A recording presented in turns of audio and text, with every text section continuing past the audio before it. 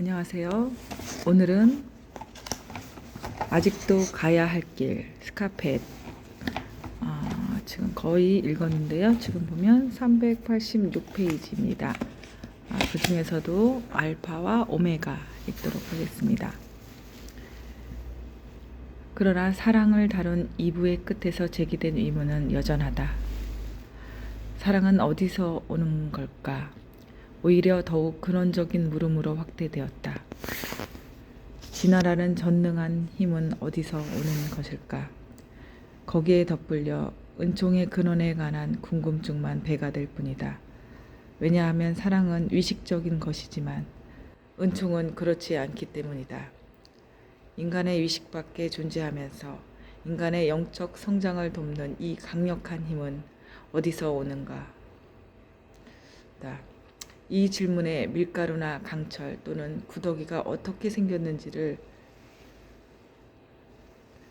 탐구하는 것과 같은 과학적 방법으로는 답할 수가 없다.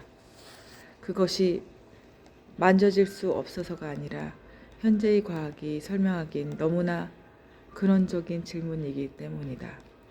물론 이 질문이 과학이 해결할 수 없는 질문의 전부는 아니다.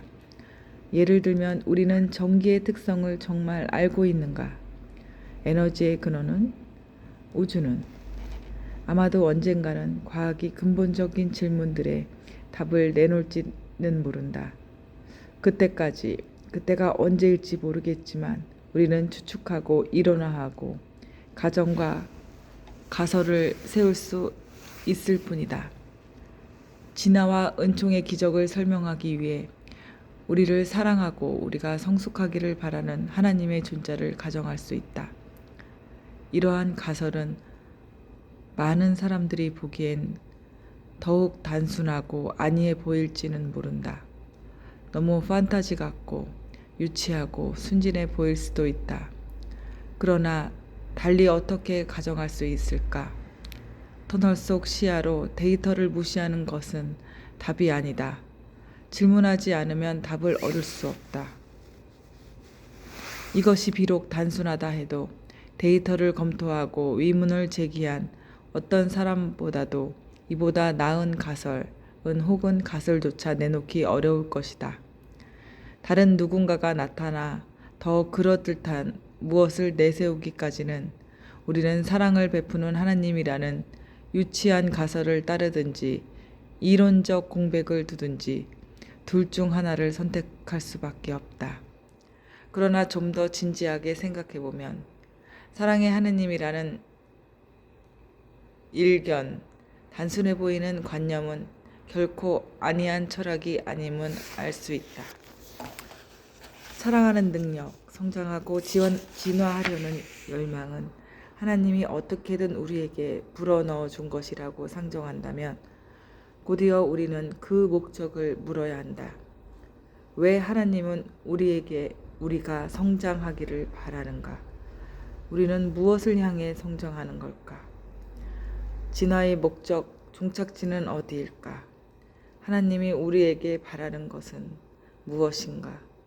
신학적인 세부사항을 다루는 것이 이 책의 목적이 아니라 내가 올바른 추측에 근거한 신학의 모든 자격 요건을 지나치더라도 용서하시길 바란다.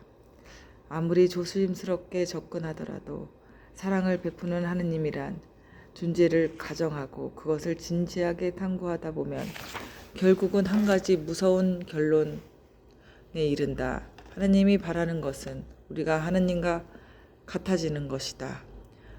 우리는 하나님의 경지를 향해 나아가는 것이다. 하나님이 곧 진화의 목적이다. 하나님이 바로 진화시키는 힘의 원천이자 도착지인 것이다. 이것이 바로 우리가 하나님은 알파며 오메가라고 말하는 의미다. 하나님은 시작과 끝이다. 무서운 생각이라고 말했지만 그것은 그래도 다소 온건한 표현이다. 이는 굉장히 오래된 관념이지만 그 오랜 세월 동안 우리는 말할 수 없는 공포 때문에 이 생각을 외면해왔다. 어떤 관념도 이보다 더 무겁게 마음의 짐을 지우는 것은 없다. 이것은 인류의 역사상 가장 단순하면서도 가장 많은 것을 인간에게 요구하는 사상이다. 그것이 심오하고 까다로워서가 아니라 반대로 지나치게 단순하기 때문이다. 그것은 우리가 그것을 믿는 즉시 가질 수 있는 모든 것, 바칠 수 있는 모든 것을 요구한다. 신에 관한 관념 중에서 우리가 도달할 수 없는 높은 곳에서 우리를 보살피는 멋진 하나님이 계시다는 오래된 개념이 있다. 반면 우리에게 분명한 신의 진리, 신의 권능, 신의 지혜, 신의 주체성 등을 획득하라고 요구하는 하나님이라는 개념도 있다. 인간의 하나님과 같아질 수 있다는 것을 믿는다면 이 믿음은 본질적으로 우리에게 모든 가능성을 시도할 의무를 지은다. 그러나 우리는 이러한 의무를 바라지 않는다. 그토록 노력하면서 살고 싶지는 않다. 신과 같은 책임을 짊어지고 싶지도 않다. 언제나 모든 것을 생각해야 하는 책임을 지고 싶지 않은 것이다.